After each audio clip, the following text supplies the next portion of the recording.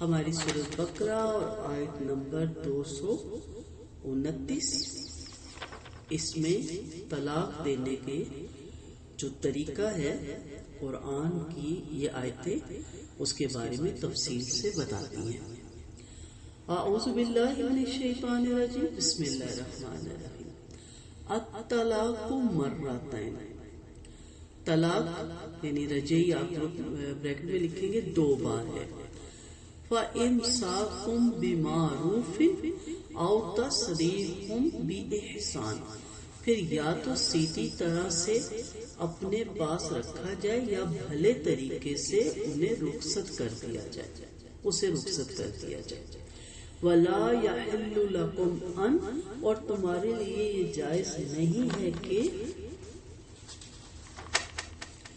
تأخذوا تم لے لو مما اس میں سے جو آتیتموہن شیئا جو تم نے عطا کیا ان عورتوں کو کچھ بھی.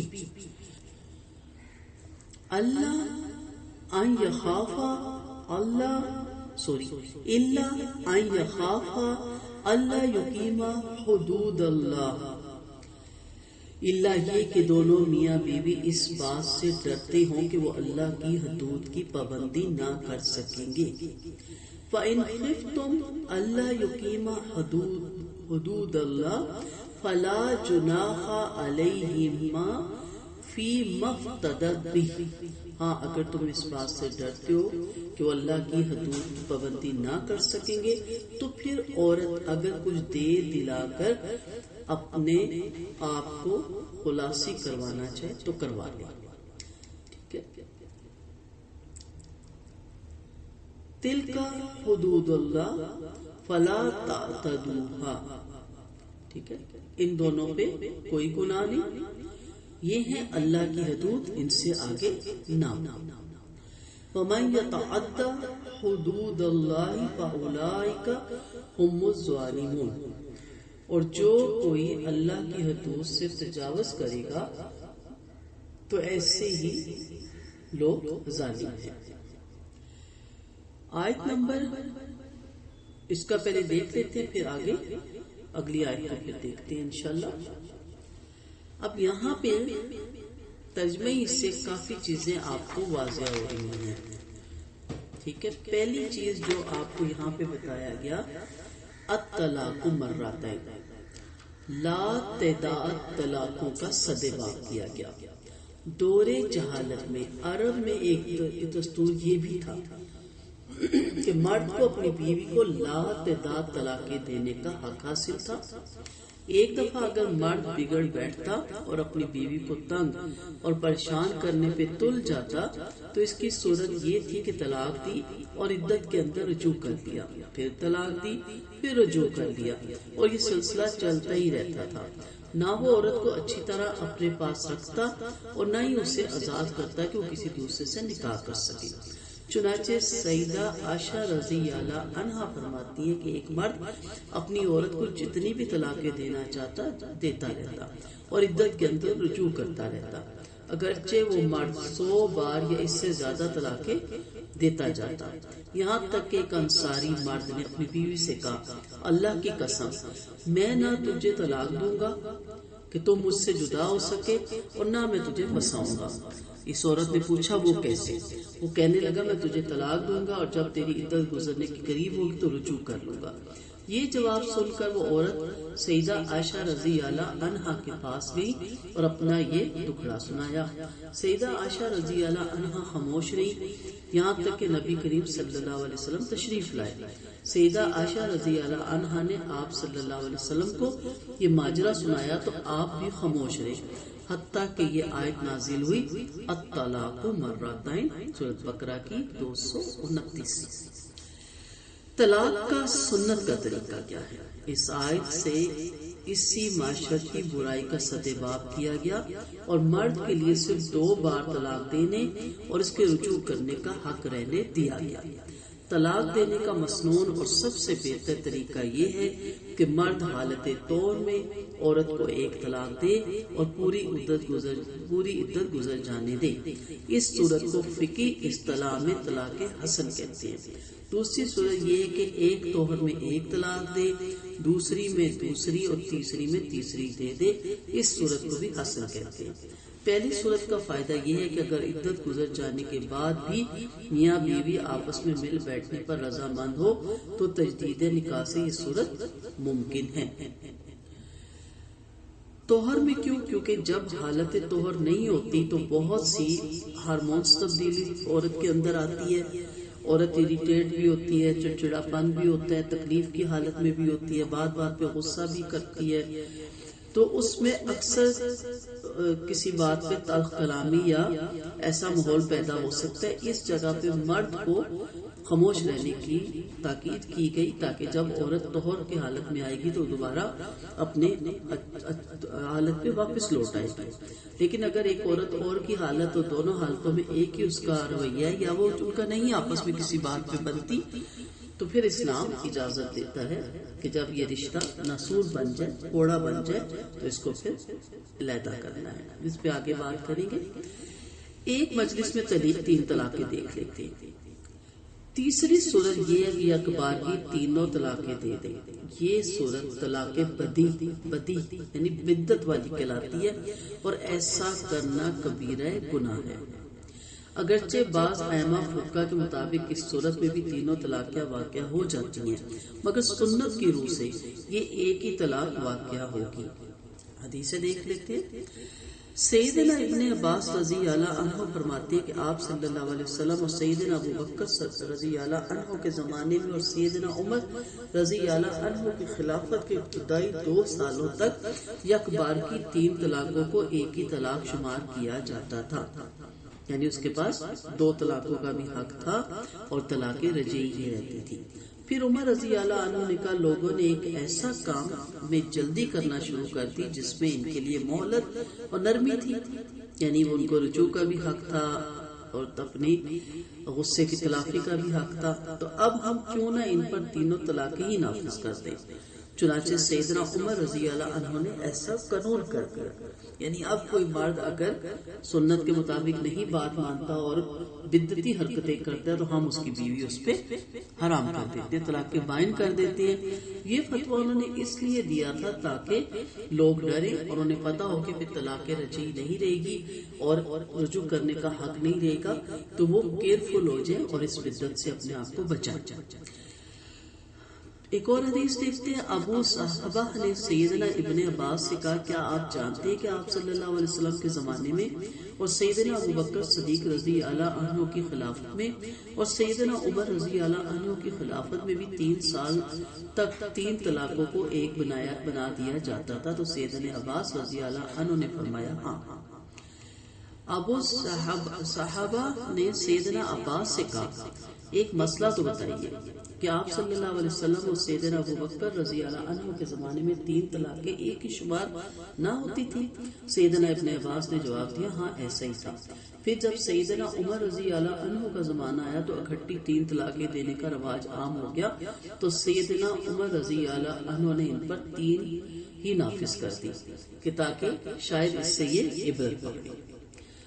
دور نبی صلی اللہ علیہ وسلم اور دور صدیقی رضی اللہ عنہ اور دور فاروقی رضی اللہ عنہ کے ابتدائی 2-3 سالوں تک لوگ یک بارگی 3 طلاقیں دینے کی بدعت میں مبتلا تھے اور یہی عادت دور جہالت سے متواتر چلی آ رہی تھی جو دور نبی صلی اللہ علیہ وسلم میں کلیتاً ختم نہ ہوئی تھی. چنانچہ دور نبی صلی اللہ علیہ وسلم میں ایک شخص نے یک بارگی 3 طلاقیں دی تو آپ صلی اللہ علیہ وسلم نے غصے سے کھڑے ہو کے فرمایا کہ میری زندگی میں ہی کتاب اللہ سے یوں کھیلا جا رہا ہے. آپ صلی اللہ علیہ وسلم کی کیفیت دیکھ کر ایک شخص نے اجازت چاہی کہ میں اس مجرم کو قتل نہ کر دوں تو آپ صلی اللہ علیہ وسلم نے اپنی شفقت والی عادت کو اپناتے ہوئے اس کی اجازت نہیں دی. واقع سے اندازہ ہو جاتا ہے کہ ایک مجلس میں 3 طلاقیں دینا شرعی نقطۂ نگاہ سے کتنا بڑا گناہ اور مکروہ فعل ہے. لوگوں کی اس بدعت پر انہیں روکا جا سکتا ہے کیونکہ یہ طریقہ کتاب و سنت کے خلاف تھا، تاہم 15 ہجری تک عملاً یک بار کی 3 طلاقوں کو ایک ہی قرار دیا جاتا اور لوگوں کی معصیت اور حماقت کے باوجود ان سے حق رجوع کو سلب نہیں کیا جاتا تھا۔ سیدنا عمر رضی اللہ عنہ کے الفاظ اس بات پر واضح دلیل ہے کہ سیدنا عمر رضی اللہ عنہ کا فیصلہ تعزیر اور تادیب کے لیے تھا تاکہ لوگ اس بدعت سے باز آ جائیں۔ یہ فیصلہ آپ نے سرکاری اعلان کے ذریعے نافذ کیا، گویا یہ ایک وقتی اور عارضی قسم کا آرڈیننس تھا، کتاب و سنت کی طرح اس کی حیثیت دائمی نہیں تھی۔ اگر سیدنا عمر رضی اللہ عنہ کے سامنے کوئی شرعی بنیاد موجود ہوتی تو آپ صلی اللہ علیہ وسلم یقیناً انتخابات کر کے لوگوں کو مطلع فرماتے، جیسا کہ عراق کی زمینوں کو قومی تحویل میں لیتے وقت کیا تھا، اور تمام صحابہ نے آپ صلی اللہ علیہ وسلم کے انتخابات کو درست تسلیم کر کے آپ صلی اللہ علیہ وسلم سے پورا اتفاق کر لیا تھا۔ اگر آپ صلی اللہ علیہ وسلم کسی آیت یا حدیث سے انتخابات کر کے اور لوگوں کو اس سے مطلع فرما دیتے کہ یہ فیصلہ نافذ کرتے تو پھر واقعی اس فیصلے کی حیثیت شرعی اور دائمی ہوتی۔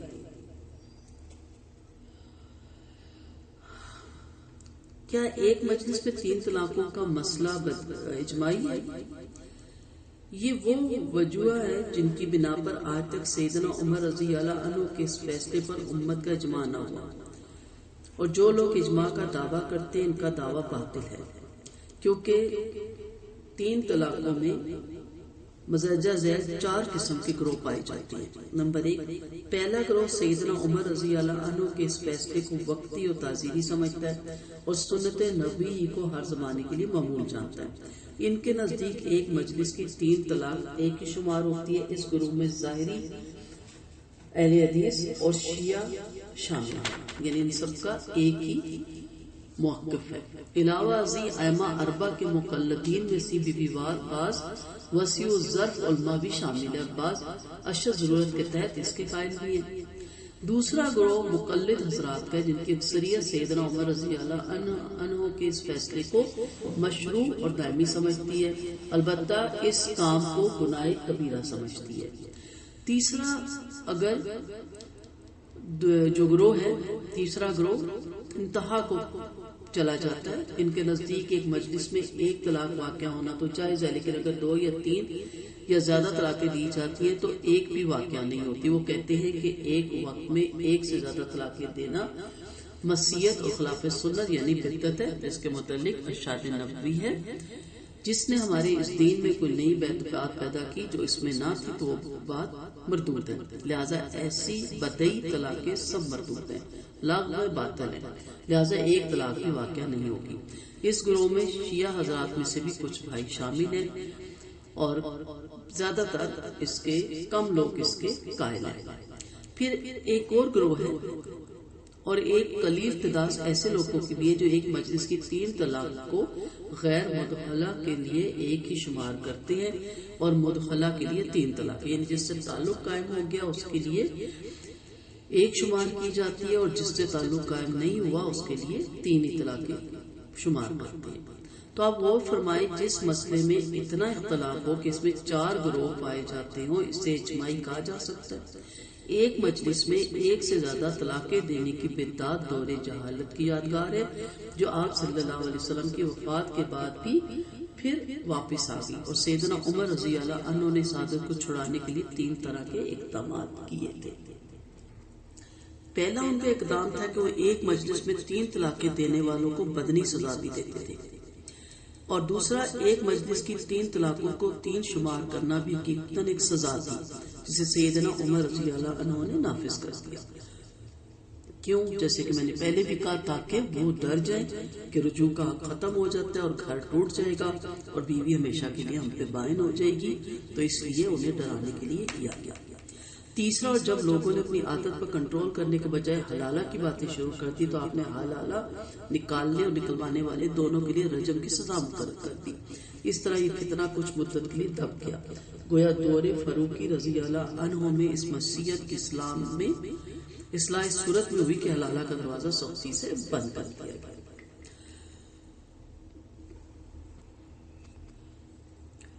مگر آج المیہ یہ ہے کہ مقلد حضرات ہو یا غیر مقلد کوئی بھی اکٹھی 3 طلاقیں دینے کو جرم سمجھتا ہی نہیں۔ جہالت اس قدر بڑھ چکی ہے کہ عوام تو درکنار خواص بھی یہ سمجھتے ہیں کہ جدائی کے لیے 3 طلاقیں دینا ضروری ہے، حالانکہ طلاق کی بہترین اور مسنون صورت یہی ہے کہ صرف ایک ہی طلاق دے کر عدت گزر جانے دی جائے، تاکہ عدت گزر جانے کے بعد بھی اگر زوجین مل بیٹھنا چاہیں تو تجدید نکاح سے مسئلہ حل ہو جائے۔ تاہم اگر آپس میں نفرت اور بگاڑ اتنا شدت پیدا کر چکا ہے کہ مرد اپنی بیوی کو رشتہ زوجیت میں نہ رکھنے کا فیصلہ کر چکا ہے اور اپنی حسرت اور غصہ مٹانے کے لیے 3 کا عدد پورا کر کے طلاق کے مغالظہ ہی دینا چاہتا ہے، تو پھر اسے یوں کرنا چاہیے کہ ہر دور میں ایک طلاق دیتا جائے۔ تیسری طلاق کے بعد ان کے آئندہ ملاپ کی جو صورت ہے وہ باقی نہیں رہے گی، حتی تنکحا زوجا غیرہ، اس پہ پھر آگے تفصیل سے بات کریں گے۔ آج کے دور میں ایک مجلس کی 3 طلاقوں کو کار معصیت یا گناہ کبیرہ نہ سمجھنے کے لحاظ سے مقلد اور غیر مقلد دونوں حضرات ایک جیسے ہیں۔ کوئی بھی نہیں یہ سوچتا کہ ایسے مجرم کو کیا سزا دینی چاہیے تاکہ سیدنا عمر رضی اللہ عنہ کی یہ سنت بھی زندہ ہو۔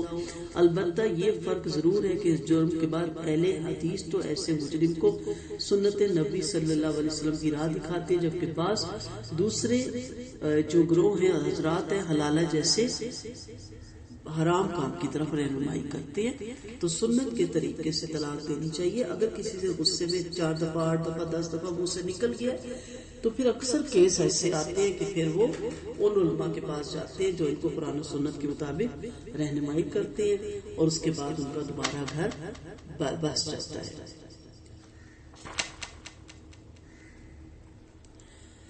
جی، اس کا جو باقی تفصیل ہے، آیت لمبی ہے اور اس کی تفصیل بھی بہت گہری ہے، تو یہ انشاءاللہ میں دوسرے جو درس ہے اس میں آپ کو دوسرے لیکچر میں انشاءاللہ سینڈ کروں گی۔